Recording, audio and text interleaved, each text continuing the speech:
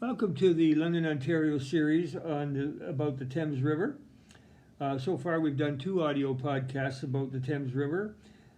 If you missed those, what you do is you go to youtube.com, then under search, type in Old Stuff Show, and then the title of the podcast. First podcast was entitled London, Ontario, on and at the Thames River, Its Past Interesting History. The second podcast was London, Ontario, the flood of 1937. And this podcast today, we are looking at London, Ontario, the Victoria Disaster of 1881. London has had several disasters, 2 on the Thames River, one the flood of 1937 and then the Victoria Disaster. And we've also had some buildings that have collapsed in our history, so there's a history of tragedy. This one was considered very tragic. The Victoria Disaster was actually the biggest maritime disaster within the boundaries of Canada, and some 182 people lost their lives. And most of us travel across the river over a bridge, and we look down and we think there isn't very much water in that river. But, you know, what has happened over the years is things have changed. Like the Fanshawe Dam was built in the 1950s, and that controlled the flow of water and kept it to a minimum. And then the failure of the Springbank Dam to operate technically, it also then created a lower level of water, particularly around the forks of the Thames. But in those days, steamers did dock on the river behind the courthouse, and boats went to Springbank Park from there. The Victoria was one of those boats that did that service. And what happened on 1881, I'd like to read the inscriptions on a plaque that's in the Terry Fox Parkway at the place where the disaster took place. It would be east of the Wonderland Bridge. The plaque reads, "The Victoria Boat Disaster, 1881. On May 24th, 1881, one of Canada's worst maritime disasters occurred on the Thames, near the site. The Victoria, a small double-decked stern wheeler, commanded by Captain Donald Rankin, was conducting holiday excursion trips to between London and Springbank Park.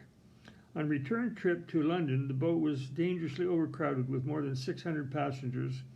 Oblivious to the danger, the crowd repeatedly shifted from side to side, resulting in the flooding coming in to the boat and precarious rocking motion, which finally caused the boat to heel over, and the boiler crashed through the bulwarks, bringing the upper deck and the large awning down upon the struggling crowd.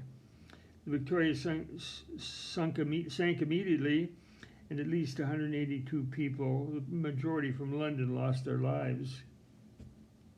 So it was overcrowded, and there was a lot of unruly behavior going on there, and unfortunately the disaster happened, and it was about 7 or 8 feet of water. It wasn't deep, but in those days those people they were dressed up to go to the park. The women wore dresses and petticoats and long boots and so on. So that's partly why that took place. I was fortunate to interview some people in the past, and one of the people I interviewed mentioned this, and I'll read it. She said, "I can remember my mother telling me about seeing people who were part of the drowning at the Victoria Disaster in 1881 on the Thames River. She remembered the people coming back. She remembered the people who survived coming up Dundas Street with any old thing they could get to cover them because they were all wet. It didn't affect my family, however." Another person told me about a distant relative, who remembered him saying that while he was working on the roof that holiday day, fixing the roof, and someone came to tell him that the nephew had drowned, he said, well, if he had been doing some work today, that wouldn't have happened. So that's kind of typical, I guess, of those days too, of the strong work ethic, more work and less play. So it is a part of our history. It's something that has made a mark on the history of London, and not a lot of people know too much about it. But you've heard some information today, and appreciate you listening to this podcast. And if you missed the other two, try and listen to them, and we'll have more. I also have some video podcasts, so take a look at those. Just go to youtube.com, Old Stuff Show, and you'll find that list. So thank you again very much, and hope to have you listening again.